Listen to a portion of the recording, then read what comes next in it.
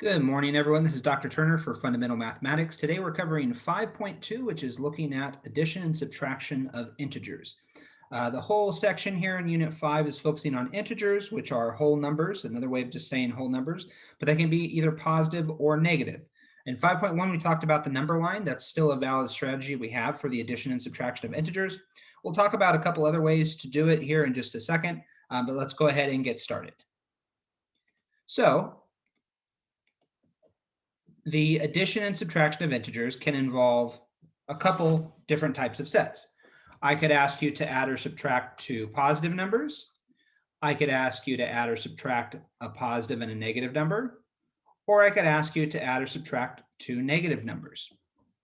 Now, again, there are multiple strategies you can use to approach this. As we just did in 5.1, one way that we can add or subtract positive and negative numbers is to use a number line. So in the middle here, we'd be starting at 0. Usually we're going by ones.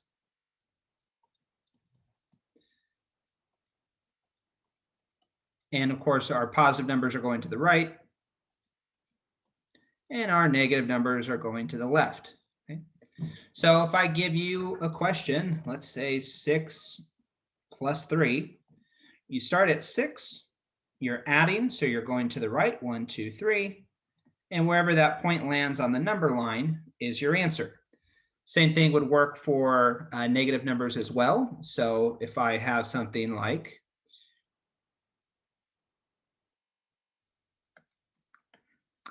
let's say -3, -3, and I want to add 4. I would start out at -3. I would move 4 to the right, 1, 2, 3, 4, and wherever that point lands, that's my answer.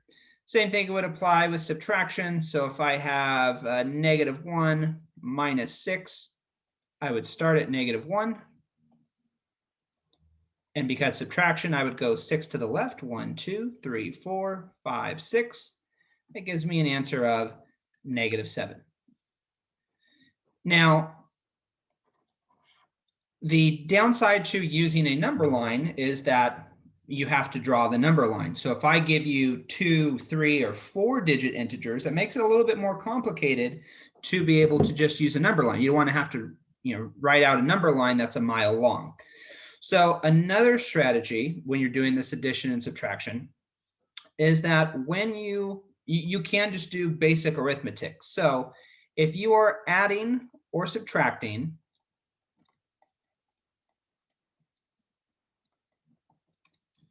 two numbers that are both positive,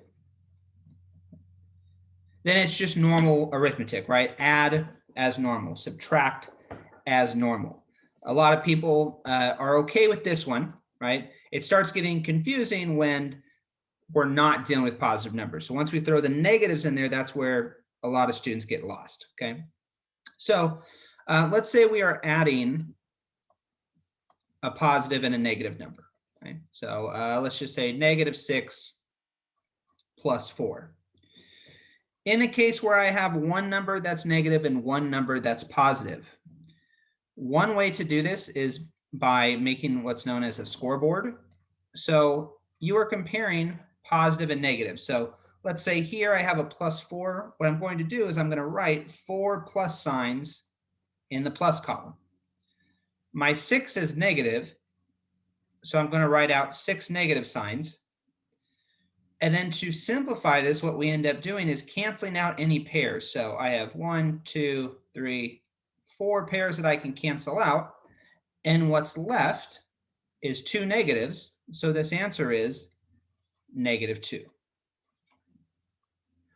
Another way that we can do this is when you have a positive and negative number that you are combining, so one of each, basically what you do is you subtract the two numbers, and then you're going to keep the sign of whichever number is bigger, quote unquote. So not really bigger in terms of value, but which number is larger. So for instance, there in number 4, we had 6 and 4. I know that 6 minus 4 is 2. And because the 6 is bigger, then the 2 is going to keep that sign, which is -2. If I had something like 8 plus -3, I subtract 8 and 3 to get 5. And because the 8 is bigger, then my answer stays positive. So that's another strategy that you can use. If you are adding two negative numbers, then you are just adding the numbers and keeping the sign. So -6 plus -3, those are both negative. So -6 plus -3 is -9. You can use some of these other strategies when both numbers are negative. What you want to make a note of is that anytime you have an addition and a subtraction sign in a row, or you have a negative and then an addition sign in a row, these basically become a negative. So down here in example 6, if I saw something like -6 plus -3, this is the same as -6 minus 3, and I could use my number line to get to -9. Okay. If, however, you have two negatives in a row, so you're subtracting a negative, two negatives here become a positive. Now, typically in this section, there's a lot of, positive, negative, negative, positive, positive, positive, negative, negative. A lot of students get that confused. Not every time that you see a negative sign should you be thinking that, do I need to change this? But if you have two negative signs in an arithmetic problem, like we're doing 1 through 6, if you have two negatives in a row, you can make that a positive. So for instance, if I have -3 minus a -7, those two negatives become a positive. This is the same as -3 plus 7. And then from here, you could use the number line, you could use the scoreboard method, or any other technique that we've talked about. And this ends up being +4. That's it for today, guys. If you have any questions, please reach out to me. Otherwise, have a good day, and I will talk to you soon. Bye.